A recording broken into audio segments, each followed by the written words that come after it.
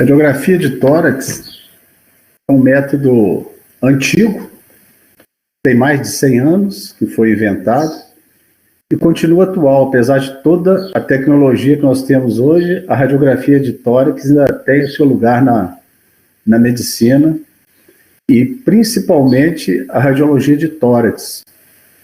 A gente costuma dizer que a radiografia de tórax faz parte até da clínica do aparelho respiratório. A gente, um pneumologista clínico não vive sem a radiografia do tórax. É muito importante, um método simples, barato e que auxilia muito no diagnóstico. Com essa idade de pouco recurso, você pode ter um aparelho para fazer uma radiografia de tórax e você ter acesso a ela e te ajudar em muito na clínica médica, tá?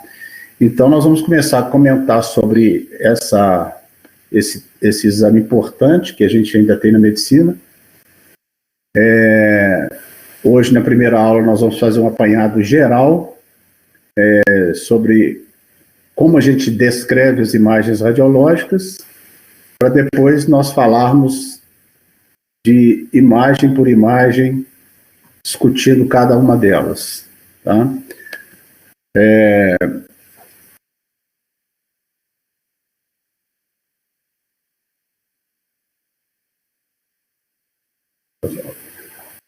Nós vamos descrever, para a gente descrever uma radiografia de tórax, nós temos dois tipos de imagem. É muito fácil o raio-x de tórax, nós só temos duas colorações de imagem. A imagem branca e a imagem preta, que vão dar as alterações que a gente vai discutir nos próximos meses. Então, essa descrição que a gente vai fazer, nós temos a transparência branca, que é a hipotransparência, e a transparência preta, que é a hipertransparência. Então, toda vez que você estiver diante de uma radiografia de tórax, você sempre vai fazer essa descrição. Se tem uma alteração, ela vai ser ou hipotransparente ou hipertransparente. Você não tem nenhuma outra alteração a não ser essas duas imagens. Nós vamos descrever as imagens de hipotransparência aí a seguir, falando um pouquinho de cada uma delas e a principal etiologia clínica, e as imagens de hipertransparência. Então, a primeira coisa que você vai ver em uma radiografia de tórax, você pega a radiografia de tórax, você vai ver, essa radiografia está alterada. Ela tem uma hipotransparência ou uma hipertransparência? É a primeira coisa que você vai olhar. Se olhando essa radiografia de tórax e descrevendo que ela tem uma hipotransparência, você passa para o segundo item da descrição, que é a tonalidade. A tonalidade, o tom da alteração da hipotransparência, essa tonalidade vai ser descrita apenas para as imagens de hipotransparência. Vai ser a tonalidade só para as imagens claras, as imagens brancas. Então, a gente compara a imagem que está dentro do parênquima pulmonar com as estruturas próximas ao tórax, porque nós sabemos que a gente não está fazendo uma radiografia de pulmão, nós estamos fazendo uma radiografia de tórax. Então, quando você faz um raio-x de tórax, uma radiografia de tórax, você tem ali pele, músculo, tecido gorduroso, osso e outros órgãos no tórax, como os vasos, a artéria aorta, o coração. Então, são várias estruturas além do pulmão. Na verdade, quando você pede uma radiografia de tórax em PA ou em outra incidência, que nós vamos falar a seguir, você normalmente está procurando alguma coisa pulmonar, mas você tem que saber que tem outras estruturas do tórax que podem aparecer na radiografia, pode interferir na radiografia, até atrapalhar a nossa descrição. Então, vamos para a tonalidade. Então, como tem outras estruturas no tórax, a gente compara a alteração de hipotransparência com as estruturas do tórax próximas ao pulmão. Então, quando você tem uma hipotransparência com uma alta densidade, a densidade dessa hipotransparência é como a densidade do coração, ou seja, uma hipotransparência, uma alta densidade, a imagem vai parecer muito branca, então ela vai parecer com o coração. Essa imagem, essa tonalidade, essa densidade, alta densidade, você pode comparar a imagem que está no pulmão com a hipotransparência, com a densidade do coração. A média densidade é a densidade das costelas, dos arcos costais. Então, você pega uma hipotransparência no pulmão, você pode comparar com as costelas. Então, é uma tonalidade ou uma densidade média. Isso tudo vai ajudar na hora de você definir uma imagem. O que essa imagem pode ser associando à clínica. E a terceira densidade é a baixa densidade. É a hipotransparência comparada à densidade das partes moles, da musculatura, da parte externa do pulmão que aparece na radiografia de tórax.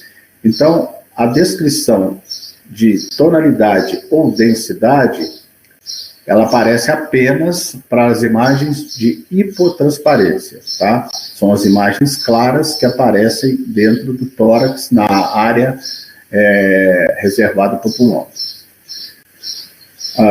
O terceiro item da descrição, isso tudo aqui a gente está colocando, porque quando você pegar uma imagem, você vai seguir esses itens da descrição.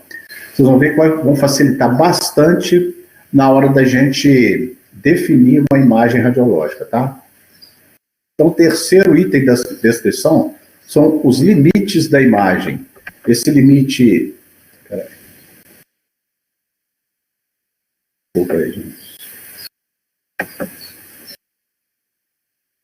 O limite da imagem, limites precisos ou limites imprecisos. Isso é importante porque isso vai ser aplicado tanto para a imagem de hipotransparência quanto para a imagem de hipertransparência. O limite preciso da imagem, você vai definir aonde que está localizada essa alteração, no caso das hipotransparências. Você pode falar que está, às vezes, até num determinado lobo do pulmão. E a precisão da imagem também facilita na hora de você fazer um tratamento, fazer uma fisioterapia, no caso de uma imagem de hipotransparência, ou no caso de uma imagem de hipertransparência, você delimitar, por exemplo, um pneumotórax, você saber a extensão desse pneumotórax, você saber a extensão de um derrame pleural.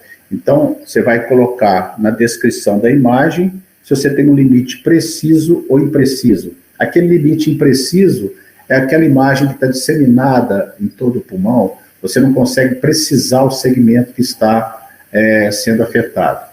Então, o terceiro item na descrição são os limites da imagem, serve tanto para as imagens de hipotransparência quanto para as imagens de hipertransparência.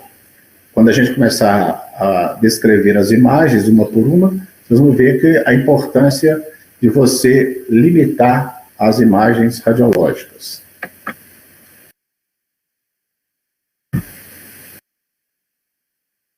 O quarto item da descrição seria a estrutura da imagem. Essa estrutura é colocada aqui, ela é muito semelhante à densidade, ela é conforme a densidade. Então, a estrutura homogênea ou a estrutura heterogênea. A estrutura homogênea é aquela imagem muito densa, normalmente com uma alta densidade, muito branquinha, que quase você não enxerga nada preto de permeio a essa imagem. É uma imagem bem homogênea. Normalmente tem determinadas patologias, como uma pneumonia, por exemplo, como um derrame pleural, por exemplo, a imagem é muito clara, muito branca. Então, é uma imagem homogênea. E a imagem heterogênea é aquela imagem de hipotransparência que tem algumas hipertransparência de permeio. É misturada, aquela imagem mais espalhada no tórax. Ela tem imagens de hipo e hipertransparência associadas, misturadas uma à outra. Tá? Então, isso vai muito conforme a densidade. As homogêneas, normalmente, é de alta densidade, média densidade. A imagem heterogênea é aquela mais de baixa densidade. Quinto item na nossa descrição seria a repercussão da imagem radiológica nas estruturas vizinhas. O que é, por exemplo, a imagem que está no pulmão repercutir na estrutura vizinha? O que seria estrutura vizinha? As estruturas vizinhas são vizinhas ao pulmão. Por exemplo, mediastino, onde está localizado o coração. Aí aqui eu coloquei até como exemplo aqui, o desvio do mediastino, ou para o lado da lesão, ou para o lado oposto ao lado da lesão. Outras estruturas vizinhas, arcos costais, hemicúpula diafragmática, traqueia, cisura do pulmão, o lobo do pulmão é repuxado, é empurrado de acordo com onde está a imagem radiológica. Por exemplo, você tem um derrame pleural. O derrame pleural, dependendo do volume do derrame, a intensidade do derrame, ele pode desviar o mediastino para o lado oposto a essa lesão, empurrar para o outro lado. Por exemplo, você tem um derrame pleural em hemitórax direito. O mediastino pode ser desviado para o hemitórax esquerdo, dependendo da intensidade do derrame. Por exemplo, um pneumotórax também pode desviar o mediastino para o lado oposto aonde está localizado o pneumotórax. Isso vai ajudar muito. Por exemplo, uma imagem de atelectasia pode puxar o mediastino para o lado da lesão. Então, você vai ver que o desvio de estruturas vizinhas é importante demais. Quando você tiver uma imagem, principalmente de hipotransparência, você tiver dúvida entre uma consolidação, entre uma atelectasia ou entre um derrame pleural. O desvio da estrutura vai ser o X da questão, é que vai te definir o que seria essa imagem. Às vezes, um simples desvio do mediastino, uma elevação de uma cúpula diafragmática, um desvio da traqueia ou para o lado oposto ou para o lado da lesão, pode diferenciar uma imagem de hipotransparência ou de hipertransparência. E o último item da descrição seria a localização. Você não fala que a imagem pulmonar está localizada no lobo superior ou no lobo médio. Você não fala assim. Você divide o pulmão em 3 partes: terço superior, médio e inferior. Então, quando você vai descrever uma imagem, você coloca lá uma imagem, por exemplo, de hipotransparência, de alta densidade, limites precisos, estrutura homogênea, sem repercussão na estrutura vizinha, localizada no terço superior do hemitórax direito. Isso é a descrição que você faz de uma imagem radiológica, a descrição correta que você vai colocar no prontuário ou no laudo radiológico, no caso do radiologista. Para a gente que é clínico, você vai colocar no seu prontuário. Então, assim que você descreve. Tem algumas exceções que você consegue localizar qual o lobo pulmonar está atingido.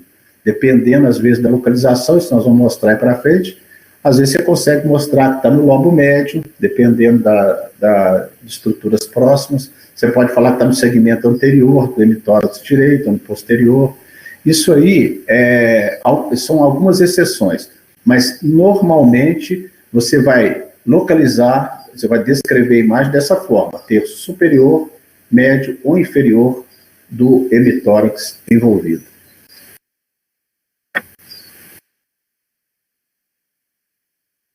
A partir de agora, nós vamos começar a descrever as imagens que nós vamos colocar para vocês. Nós temos 11 imagens radiológicas.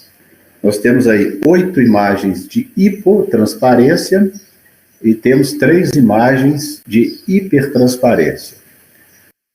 Aqui nós vamos comentar sobre cada uma delas e nas aulas subsequentes nós vamos mostrar uma imagem de cada vez e falando tudo sobre a imagem, colocando essa imagem junto com a clínica do paciente. Então, a primeira imagem que a gente fala de hipotransparência é a imagem de consolidação. A imagem de consolidação é uma das imagens que mais aparecem em raio-x. Aquela imagem branca. Todo mundo vê a imagem branca e fala, pneumonia. Não. Nem toda consolidação é uma pneumonia. E nem toda pneumonia se apresenta apenas como consolidação. A consolidação é a imagem mais comum, assim como as imagens de hipertransparência, tipo enfisema, que nós vamos falar posteriormente, são as imagens que a gente vê mais frequentemente no raio-x. Aquela radiografia que você pega e olha, está lá uma coisa branca no raio-x. Tá? Então, é a consolidação, é a imagem mais frequente. Essa imagem de consolidação, normalmente, ela pode ser homogênea, pode ser heterogênea, ela pode ter alta, média ou baixa densidade. Agora, ela diferencia de outras imagens, como o derrame, como a telectasia, como a tumoral, porque ela não tem repercussão em estruturas vizinhas, tá? E ela pode ocorrer, ficar localizada em qualquer parte do pulmão. Não existe uma parte específica que você tem mais consolidação ou mais uma outra imagem. Pode estar localizada em qualquer parte de ambos emitórios. A principal causa da consolidação, normalmente, são mesmo os processos pneumônicos. São os quadros infecciosos bacterianos, as pneumonias bacterianas, tuberculose, são as principais causas da imagem de consolidação. Mas, como eu falei, nem toda consolidação é pneumonia. Às vezes as pessoas veem a hipotransparência lá, pneumonia, não. Consolidação também pode denotar outras patologias, como, por exemplo, alterações cardíacas. Uma congestão pulmonar, por exemplo, ela pode dar uma hipotransparência tipo consolidação e não ser um processo infeccioso, um processo pneumônico. Mas a imagem de consolidação é a principal imagem que nós vamos ver nas radiografias que a gente analisa no dia a dia. A consolidação, ela pode apresentar-se totalmente homogênea, como pode apresentar-se heterogênea. Quando ela se apresenta heterogênea, ela apresenta algumas partes hipertransparentes, entremeando a consolidação, e que a gente chama de broncograma aéreo.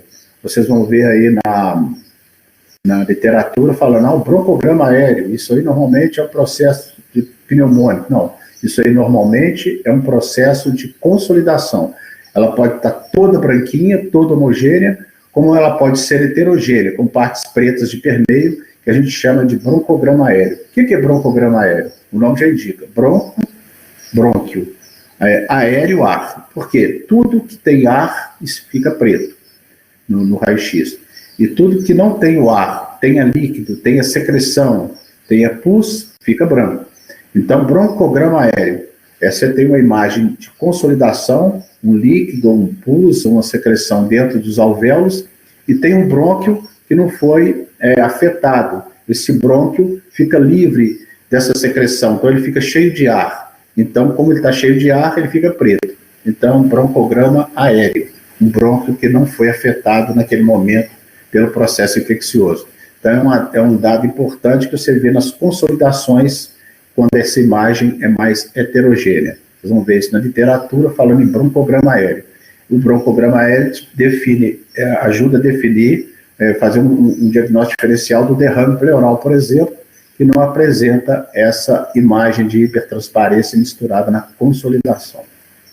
Então, consolidação denota principalmente os processos infecciosos pulmonares, como a pneumonia, e alguns casos de congestão pulmonar, em casos de insuficiência cardíaca ou outras patologias cardiológicas. A segunda imagem de hipotransparência é o derrame pleural. O derrame pleural, como o nome já indica, seria líquido derramado no espaço pleural, entre as pleuras parietal e visceral. O derrame pleural, ele sempre vai se apresentar com uma imagem de hipotransparência homogênea e de alta densidade. Ele nunca vai ter outra densidade, ele sempre vai ser homogêneo. O derrame pleural sempre vai ter um limite preciso. Isso é importante também na hora de você definir o derrame pleural. E o derrame pleural, dependendo da intensidade do derrame, da quantidade de líquido derramada sobre o espaço pleural, ele pode desviar estruturas vizinhas para o lado oposto ao lado da lesão. Então, quando você tem um derrame pleural, a estrutura vizinha próxima, mediastino, traqueia ou outra estrutura, sempre vai estar desviada para o lado oposto ao lado da lesão. Tá? Então, essa é a característica principal do derrame pleural, a imagem de hipotransparência tipo do derrame pleural. As estruturas vizinhas vão estar sempre desviadas para o lado oposto. Ele sempre vai ter limite preciso, sempre vai ser homogêneo, tá? E pode ser localizado, normalmente, ele começa pela própria lei da gravidade, ele começa sempre nas bases pulmonares e vai aumentando de acordo com a intensidade desse derrame. Então, ele pode estar no terço inferior, no terço médio, ou pegando todo um hemitórax, mas ele sempre vai começar, lógico, nos terços inferiores de um hemitórax ou de ambos hemitórax, dependendo da localização. O derrame pleural não é um diagnóstico clínico, ele é um diagnóstico radiológico e ele é uma situação clínica. Tá? Aqui o derrame pleural empresta o nome para a imagem radiológica, mas ele não é uma doença. O derrame pleural é uma situação clínica que você está diante dela. O derrame pleural, você vai ter que sempre investigar o derrame. Esse derrame pleural, quais são as causas principais? São os processos infecciosos pulmonares, as pneumonias, tuberculoses, as doenças cardíacas, as insuficiências cardíacas descompensadas podem levar ao derrame pleural, neoplasias pulmonares ou neoplasias à distância, que levam a metástases pulmonares, doenças hepáticas, como hepatite, algum tipo de doença pulmonar, doenças hepáticas em geral mais graves podem levar também ao derrame pleural, tá? E doenças à distância pode levar ao derrame pleural. Claro que a principal causa de derrame pleural são as doenças pulmonares.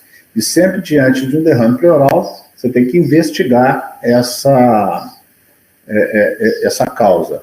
Se você tiver uma clínica que possa te levar à etiologia do derrame, pronto, está resolvido o problema, é só tratar a clínica. Se você não tiver uma clínica que leve a você diagnosticar a causa do derrame, você tem que entrar na cavidade pleural, fazer uma punção na cavidade pleural para poder chegar à conclusão do que seja essa doença. Tá? Aqui eu coloquei também a sequela pleural, vou pular a telectasia, depois eu falo. Tinha que estar na letra C aqui, a sequela pleural. A sequela pleural, como o nome já indica, seria um derrame pleural que foi curado, né? Mas é colocado aqui como uma imagem também radiológica, porque dá muitas, às vezes, dúvidas se você tem um derrame ou se você tem uma sequela. E, às vezes, você vê até iatrogenia aí de pacientes que tiveram uma punção torácica sobre uma sequela pleural. Qual que é a diferença principal da sequela pleural para o derrame pleural? Como eu falei, o derrame pleural é sempre homogêneo. A sequela pleural ela pode estar homogênea, mas pode ser uma imagem também heterogênea. Ela pode ter uma densidade média ou uma densidade baixa, assim como também uma densidade alta. Ela pode qualquer densidade. O derrame pleural é só densidade alta. E a questão da sequela pleural, ela tem um limite preciso também, mas uma diferença importante do derrame é que ela não vai estar desviando a estrutura vizinha para o lado oposto da lesão. Talvez é só uma opacificação da pleura. O derrame foi absorvido, foi drenado e a pleura ficou pacificada. Ficou aquela pleura tipo um vidro fosco. Então é só a pleura que está opacificada, então que não vai desviar a estrutura para o lado oposto ao lado da lesão. Isso é a principal diferenciação da sequela para o derrame. Tá? E há alguns casos, dependendo da causa da sequela pleural, por exemplo, um empiema pleural, por exemplo, pode desviar a estrutura vizinha, talvez para o lado da lesão, repuxar para o lado da lesão, quando é uma sequela de uma doença infecciosa pleural. No caso, como eu falei, o derrame pleural para o processo infeccioso, por exemplo, pulmonar, uma pneumonia, pode dar um derrame pleural. Se tratou a pneumonia, o derrame é absorvido. Agora, você pode ter um derrame pleural causado por uma infecção da própria pleura, Então, é o chamado, é o que a gente chama de empiema pleural. Então, é uma infecção na própria pleura que deixa uma sequela bem mais importante. Então, pode deixar essa sequela pleural, e essa sequela pleural, ela vai ter essa característica, ela não vai desviar as estruturas vizinhas para o lado oposto, pode desviar para o mesmo lado ou não ter desvio nenhum das estruturas vizinhas. E ela pode ser homogênea, mas pode ser heterogênea, e pode ter alta, média ou baixa densidade, e sempre com os limites precisos, tá?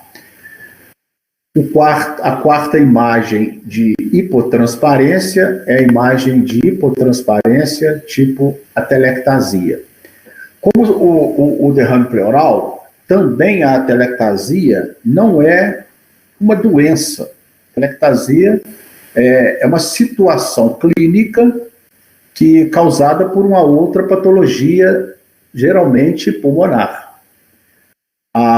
Essa alteração também empresta o nome para a imagem radiológica. Então, imagem radiológica de atelectasia. Atelectasia, na clínica, é uma sequela de alguma patologia à distância, tá? Então, como é que se define uma atelectasia? A atelectasia é uma hipotransparência que pode ter alta, média ou baixa densidade, dependendo do estágio de evolução dela, tá? Ela pode ser homogênea ou pode ser heterogênea. Ela tem um limite, geralmente tem um limite preciso, mas também pode, em alguns casos, ter imprecisão nos limites. O que principal que vai definir a atelectasia das outras hipotransparências, que ela pode ter um diagnóstico diferencial, que é a consolidação do derrame pleural, é o desvio das estruturas vizinhas. Então, no caso da atelectasia, ela sempre vai desviar as estruturas vizinhas para o lado da lesão. Então, ela vai repuxar a estrutura vizinha para próxima a ela. Então, a diferença básica da atelectasia para o derrame pleural é que o derrame empurra a estrutura vizinha para o lado oposto, e a atelectasia traciona a estrutura vizinha para o lado da lesão. Então, ela desvia o mediastino para próxima a ela, ela pode desviar uma traqueia, ela pode desviar uma cisura, ela pode puxar, repuxar a hemicúpula diafragmática do lado que está tendo essa lesão. Então, a atelectasia é essa lesão, essa hipotransparência, que pode ser alta, média ou baixa densidade, ela pode ter estrutura homogênea ou heterogênea. Agora, a principal característica da atelectasia é o desvio da estrutura para o lado da lesão. O que pode causar a atelectasia? Uma das principais causas de atelectasia é a própria pneumonia. Então, você pode falar, isso aqui nós estamos definindo como imagem radiológica, mas você pode ter uma pneumonia, ter uma consolidação, e essa pneumonia, por um motivo qualquer, uma rolha de secreção obstrui o brônquio, um bronco principal, o bronco fonte de um lobo qualquer do pulmão, há uma obstrução daquele brônquio com uma rolha de secreção, catarro muito denso, aquele lobo pode retrair, porque não entra ar, e aquilo é atelectasia, ele como se estivesse murchando. Então, uma consolidação pode levar a uma atelectasia. Então, isso é muito importante você definir, porque muitas vezes você está tratando uma pneumonia e o paciente está fazendo tudo certo e o paciente não está evoluindo da forma que você esperava. Você faz um raio-x, às vezes a primeira radiografia está lá uma consolidação, a segunda radiografia, aquela consolidação muda de aspecto, já às vezes virou uma atelectasia. Aí você vai falar, opa, alguma coisa está obstruindo o brônquio aqui de drenagem, eu tenho que fazer isso, fazer aquilo, o que for necessário, para desobstruir aquele brônquio e tratar o paciente. Então, a telectasia, ela pode ser decorrente de uma pneumonia, é uma das principais causas. Outra causa de atelectasia, obstruções brônquicas por corpo estranho. Isso ocorre muito em criança. Obstrução por corpo estranho. Criança gosta muito de botar milho, feijão, alguns dentro do nariz e aspirar. Aquilo pode descer e obstruir um brônquio, ou brônquio-fonte de um lobo qualquer do pulmão, ou até um brônquio de um segmento de um pulmonar. Então, aquilo ali obstrui o brônquio, daquele ele para de chegar ar. O que vai acontecer? Parou de chegar ar naquele local, vai haver os alvéolos vão fechar, e aquilo ali vai ficar branco e vai repuxar as estruturas para próximas a essa lesão. Então, a outra causa, obstrução brônquica por corpo estranho. Muito pediatria que a gente vê isso. E a obstrução brônquica também por lesões ou externas ou endobrônquicas, como por lesões tumorais, tá, que podem ser externas, comprimindo o brônquio, ou endobrônquica também, alguma lesão tumoral obstruindo o brônquio, levando também à telectasia. Então, a telectasia pode ser devido a rolha de secreção por obstrução, no caso de uma infecção, pode ser por absorção de um corpo estranho, ou por uma lesão tumoral que obstrui também o brônquio de drenagem de determinado segmento pulmonar. Tá?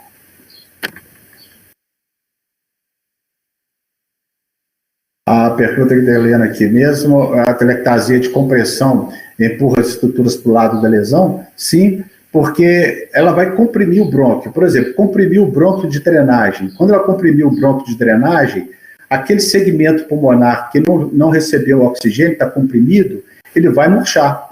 Quando ele murcha, ele retrai. Ele retraindo, ele puxa a estrutura para o lado dele. Tá? Então, comprime, por exemplo, você tem um tumor comprimindo o brônquio-fonte do lobo superior direito. Parou de entrar ar ali dentro, aquele lobo vai murchar. Então, ele vai repuxar aquelas estruturas próximas. Então, mesmo com a compressão, vai ser retraído para o lado da lesão, sim. Tá, né?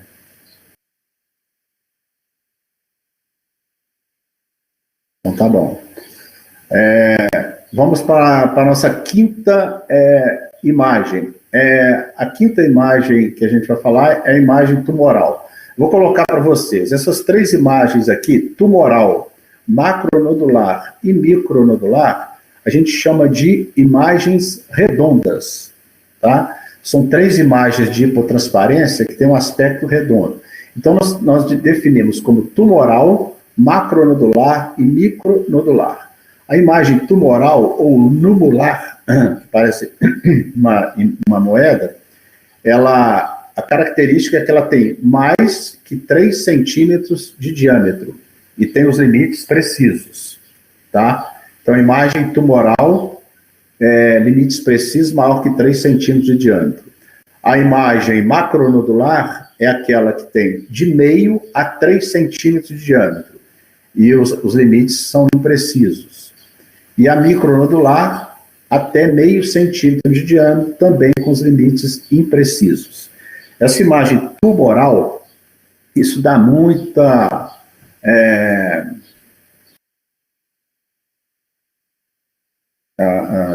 deixa eu responder o Matheus aqui. Mesma dúvida da Helena. A telectasia, ô Matheus, ela empurra, ela pode empurrar o pulmão para o lado da lesão, sim, mas o principal, ela comprime o brônquio de drenagem. E ela comprimindo o brônquio de drenagem, aquele segmento vai encolher, vai murchar. Ele murchando, ele traciona tudo para o lado dele. Você entendeu agora? Você está falando na traqueia, não vai para o lado saudável? Não, tudo vai ser repuxado para o lado da lesão, é como se estivesse tracionando, porque aquele segmento do pulmão, ele não tem ar lá dentro. Se ele for obstruído, ele não tem ar. Ele não tendo ar, ele vai murchar. Então, ele murchando, ele retrai, ele começa a fibrosar. Então, ele traciona tudo para o lado dele. Ah, não, aí você está falando em compressão da traqueia. Não, aí é diferente. Aí, se você tiver uma lesão, por exemplo, um tumor próximo à traqueia, aí ele vai empurrar a traqueia. Não, sem dúvida, ele vai empurrar a traqueia para o lado oposto. Eu não estou falando, aí ele está empurrando a traqueia, estou falando uma lesão que tiver endobrônquica, aí é que ela vai murchar aquele segmento.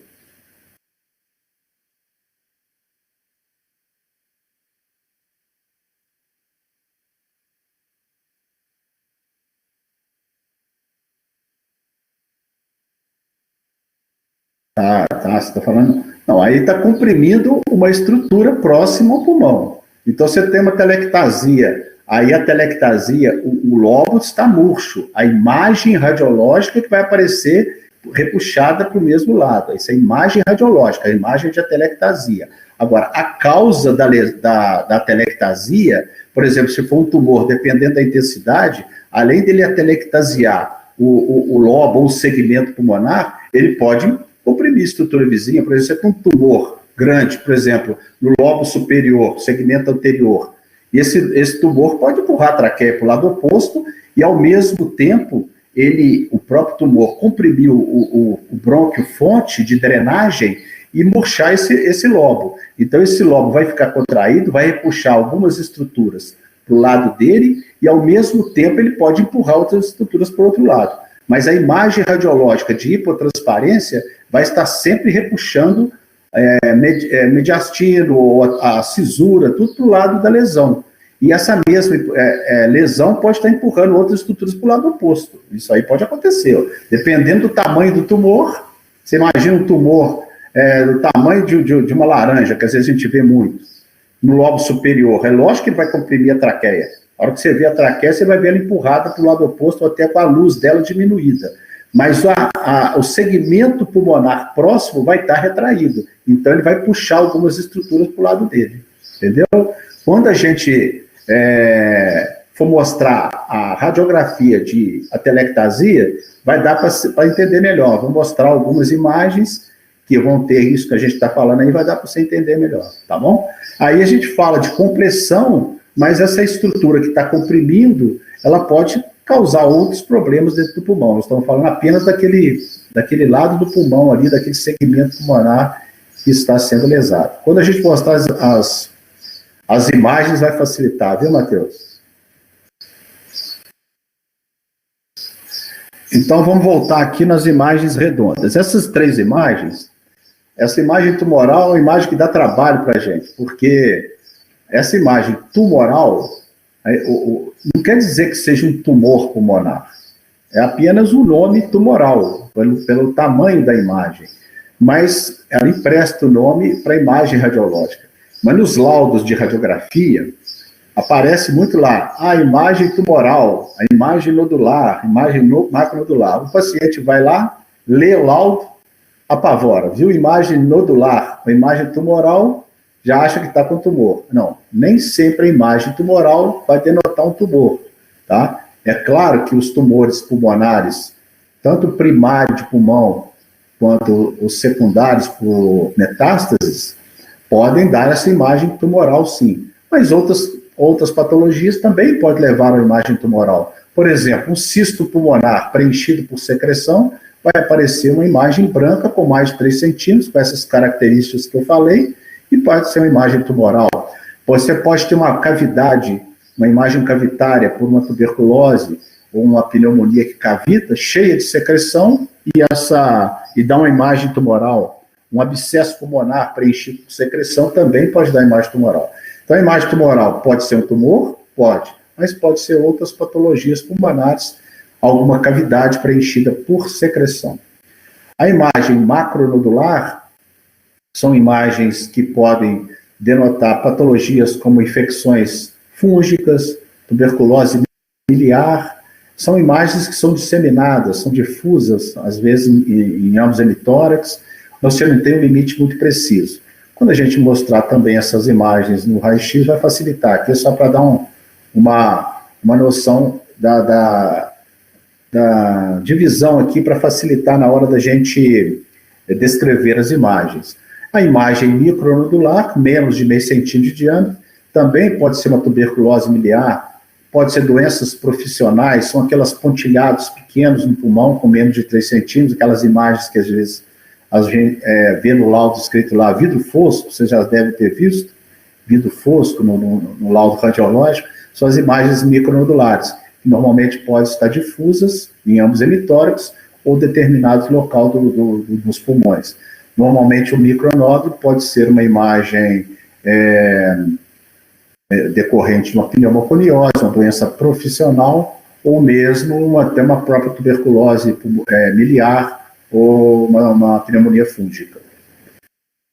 E por último, a imagem linear, a oitava imagem de hipotransparência, imagem linear. Como o nome indica, parece uma linha. Às vezes você pega uma radiografia de tórax, só está um risquinho branco. São imagens difíceis, às vezes, de você definir. Essa imagem linear, elas definem duas coisas, ou congestão pulmonar, ou sequelas, pissamento, trabéculos, como escrevi aqui, fibrose. Ela pode ser por congestão. Vocês já ouviram falar aquelas linhas B de Kerley, congestão pulmonar nas bases pulmonares, às vezes aparecem os riscos naquela base pulmonar, mas imagens parecendo linha, então chama de imagem linear. Ou alguma sequela de um processo pneumônico, de um processo qualquer pulmonar, fica aquela imagem linear, repuxando às vezes uma hemicúpula diafragmática, repuxando às vezes a pleura, o mediastino, o hilo pulmonar, e aquilo ali, às vezes o paciente não tem sintoma nenhum, às vezes é um achado casual, às vezes é um quadro sequelar, ou um quadro sequelar que pode levar até alguma dor torácica, algum sintoma pulmonar, e às vezes é difícil de diagnosticar, porque elas são imagens pequenas, que às vezes passam batidos no raio-x se a gente não colocar aquele olho clínico, aquele olho radiológico na radiografia. Então é o último quadro, o último caso aí, a última hipotransparência, que é a imagem linear. Quando a gente colocar as imagens radiológicas, vão facilitar aí para vocês. Então essas são as 8 imagens de hipotransparência. Tudo que tiver branco no pulmão, você vai colocar dentro de uma dessas imagens, dessas 8 imagens radiológicas aí. E agora as imagens de hipertransparência, as 3 imagens de hipertransparência. A imagem primeira é a imagem tipo pneumotórax, que é a imagem, a patologia pneumotórax empresta o nome para a imagem, não tem outro tipo de nome para dar como pneumotórax, né? A gente fala que tem ausência de parênquima. O pneumotórax, você sabe muito bem, é uma lesão pleural, onde a entrada de ar entre as pleuras, e aquilo vai separar as pleuras uma da outra. Dependendo da intensidade, vai empurrar o pulmão e, consequentemente, estruturas vizinhas para o lado oposto ao lado da lesão, assim como os derrames pleurais. Qualquer patologia na pleura que não for sequela, vai empurrar as estruturas vizinhas ao pulmão para o lado oposto. Então, você vai ter uma ausência de parênquima, porque naquele local onde está o ar, né, entre as pleuras, não tem parênquima pulmonar, só tem ar, mas não é ar alveolar. E o pulmão, assim como as estruturas próximas, principalmente mediastino, vão estar desviados para o lado oposto ao lado da lesão. E vai ter uma imagem de hipertransparência bem escura, e você vai ter um limite preciso. Nós vamos mostrar os pneumotórax, você sempre vai ter a linha do pneumotórax. Você vai ver o limite entre o pneumotórax e o pulmão que está colabado. Então sempre vai ter um limite preciso, a imagem tipo pneumotórax, que é a primeira hipertransparência. A segunda imagem é a imagem de cavitação, ou a imagem cavitária. Aí fala lá na literatura, perda de parênquima, né? Lógico, perda de parênquima, está ausente o parênquima ali, né? Lógico. É onde que há uma lesão normalmente necrosante do pulmão. Então você tem perda de parênquima naquele local. A imagem de cavitação, a imagem cavitária, aquela imagem redonda, tá? Com limites precisos, ela é hipertransparente no interior dela e em volta tem a margem da cavitação. E essa cavitação, ela pode estar totalmente preta, sem nada no interior, como a cavitação pode ter líquido dentro do interior. E esse líquido pode denotar se essa cavitação é uma sequela, é sequelar, ou ela está em atividade, é um processo infeccioso em atividade. A presença de líquido vai te mostrar que essa cavitação está em atividade, a doença está em atividade. E às vezes a ausência de líquido é porque já foi apenas uma sequela, essa imagem de cavitação ou cavitária. Aí falou cavidade, todo mundo pensa, tuberculose. Nem toda tuberculose cavita, e nem tudo que cavita é tuberculose. Tá? Você pode ter uma pneumonia que causa uma cavidade, pneumonias por gram-negativos, dependendo da bactéria, ela pode provocar cavitação. Um abscesso pulmonar, por exemplo, também pode cavitar o pulmão, pode fazer uma imagem cavitária. Um cisto pulmonar, que pode ser congênito ou adquirido, também dá uma imagem cavitária. Então, a gente tem aquela tendência, opa, tem uma cavidade de tuberculose, tá, mas tem outras coisas também que podem, outras patologias que podem levar à escavação, à cavitação, à imagem cavitária. E o terceiro tipo é a imagem tipo enfisema. A imagem tipo enfisema também, essa aí é típica, né? A doença empresta o nome para a imagem radiológica. Não tem outra forma de definir uma radiografia de enfisema pulmonar. Fala que é rarefação do parênquima. Sim, alguns alvéolos já estão totalmente destruídos, alguns brônquios, alguns alvéolos ainda estão ativos. Então, o parênquima está rarefeito. Tá? O enfisema pulmonar pode apresentar essa hipertransparência de várias formas, uma hipertransparência muito acentuada, o pulmão muito hipertransparente, vamos colocar no português, claro, muito preto, pode ter uma hipertransparência com menos intensidade, dependendo da época do que você faz o raio-x do paciente, da evolução da doença do paciente. E, normalmente, raio-x, radiografia com hipertransparência tipo enfisema, normalmente só vai denotar enfisema pulmonar, não tem outra coisa, tá? Agora, para você fazer o diagnóstico de enfisema, você não vai fazer o diagnóstico só com raio-x, tá? Isso aqui é nomenclatura radiológica. Para você fazer o diagnóstico de enfisema pulmonar, você tem que ter a clínica, que é soberana, alteração radiológica, alteração espirométrica, tá? Então, a imagem tipo enfisema, ela é uma imagem de hipertransparência.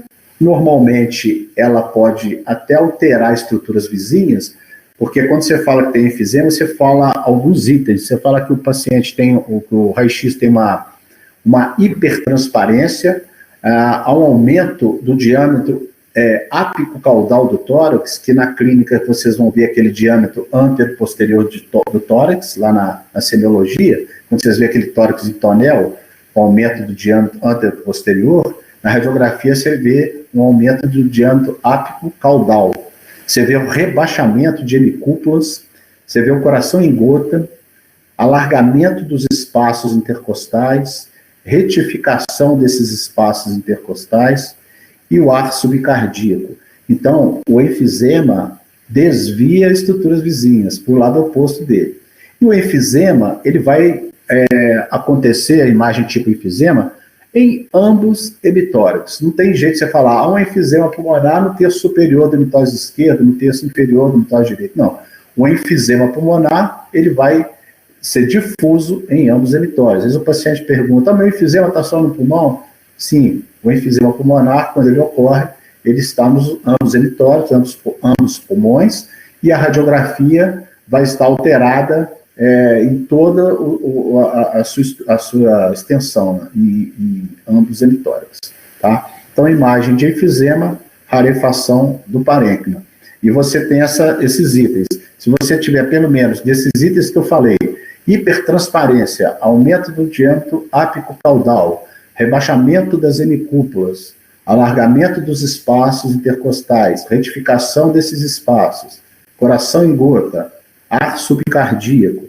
Se você tiver pelo menos 3 desses itens, você já pode falar que você tem uma imagem pulmonar tipo enfisema, tá? Quando a gente for mostrar as imagens, também já vai facilitar mais para vocês. O 9º item que eu coloquei aqui para a gente discutir são as incidências. Porque quando você vai pedir uma radiografia de tórax, às vezes você vê lá, o cara fala assim, como que eu vou pedir o raio-x? Você tem raio-x em PA, raio-x em AP, raio-x em perfil, decúbito lateral, incidência lordótica e a incidência oblíqua. A incidência em PA é a que a gente mais utiliza, é a incidência póstero-anterior.